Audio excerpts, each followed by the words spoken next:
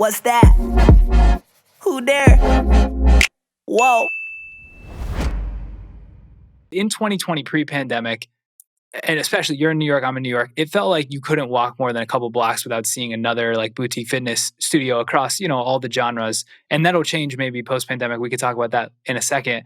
But it hasn't always been that way, right? So I went back and did some research, and like Pure Bar Method was founded in 2000, SoulCycle 2006, Orange Theory 2007, but those were earlier. And so I'm curious from your perspective, like in 2013, what did the boutique fitness landscape look like? And did that impact at all the way like you plan to roll out? Was it still like pretty new?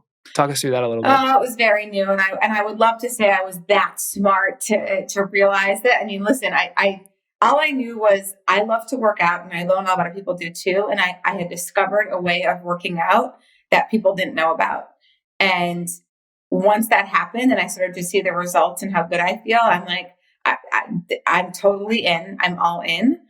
And I didn't really even know too much of SoulCycle. Like I heard of it, but I really hadn't gone. And that's, again, I'm just not somebody who enjoys sitting on a stationary bike and spinning her wheels, so to speak. And so when I decided to open in Washington and DC in 2013, there was no SoulCycle, there was no Flywheel, there was no Orange Theory, there was no Rumble, there was no Core Power. Like we were literally a pioneer in the space down there.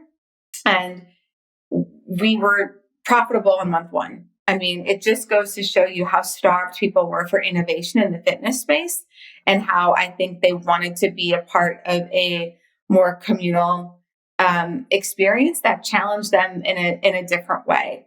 So we just got a little bit lucky with the timing. And I also have the mantra, and some people who have, depending on your risk tolerance, I was negotiating my second studio before my first one was open. Like I'm either in or I'm not. And for some people that's scary, but like same thing with New York, Kallaway. Like when we people are like, why aren't you guys in New York? Why aren't you there? Like we took 5 years to get into New York. And it's because one, I wanted us to really understand our brand and the nuances of what we were doing. I wanted us to have the proper team. I wanted us to have the capital for us to come in here, ground floor. Like I wasn't interested in having a location on the 8th floor somewhere. I knew when we would be able to offer our experience in the way that we wanted to with the music and how loud we play it and the customer experience that we are doing in other markets. If people have to, walk up 8 flights of stairs or wait for an elevator or late for class because they can't get in, that was really important. And I also wanted to do like as many as possible in the first year to set maybe send a message that like, we are here in a big way. And like, I want you to see these things everywhere you go. And if it weren't for the pandemic, we would have had, I believe, 12 to 14 open at the end of 2020 between Manhattan and Brooklyn. And we had 7 open in the first year here. So for us, like, if you're really confident in your brand and what you're doing, opening up one and seeing how it goes for a year, you lose your momentum. You lose the brand equity grab. You lose the opportunity. And then the second studio is just as hard as the first one. Yeah, you got the assassin's mentality. I love it. You were going for the throat. So I was going to ask you this later, but I think it's a perfect segue now with the COVID impact. So I ask founders this sometimes. I hate drowning on the COVID piece because everybody knows it was a tough year. But I think in fitness, it's really, really compelling because so much has changed. And there's been a lot of people that were class goers and gym goers that now have Pelotons and tonals and maybe they won't go back, maybe they will. I'm really curious to get your take. Like fast forward 12 months, how does the landscape look, do you think, compared to what it was pre-pandemic? And then of course you can relate that back to like how you think it plays for solidcore's strategy. I will go on record and say the in-person fitness industry, if you've got a great product, which solidcore does, will be in a better position in 12 months than it was pre-pandemic.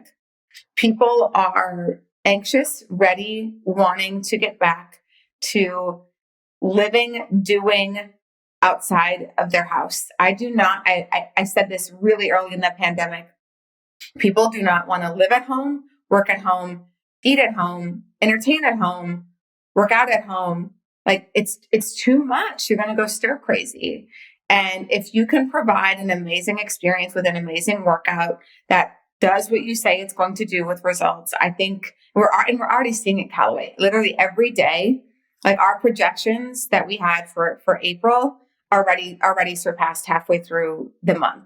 People are wanting to get back to being social and being out. And now listen, like, are there going to be people who continue to have an at-home workout routine? Of course there are, but this is the business mistake people make all the time too. They sort of think too small. Like, oh my God, people work out at home. They're not going to go back to working out. And like, do you know how many people there are in this country? You know how many pizza joints there are that are successful? There are room for so many concepts in a particular industry if you do it really well. I truly believe that. And you don't need that much of the market share. Like most people, honestly, have never heard of solidcore, but we are a very successful and profitable company in the space.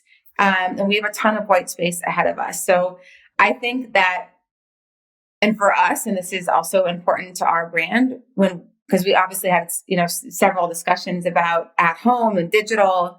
And in my perspective, SoulCycle and places that tried to replicate their in-studio experience with a at-home, bike or piece of equipment that was exactly like in person, I think they're going to suffer for their in-studio because they tried to substitute.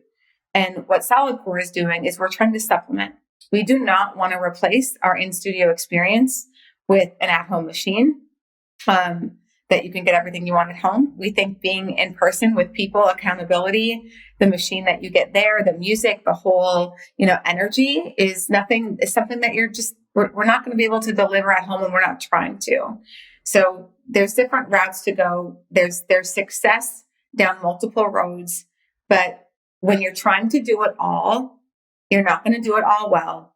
And we are really, really good at in-person experiential workouts. And we're also really good at expanding brick and mortar. So like, we're going to stick to what we know, and it's worked really well for us so far.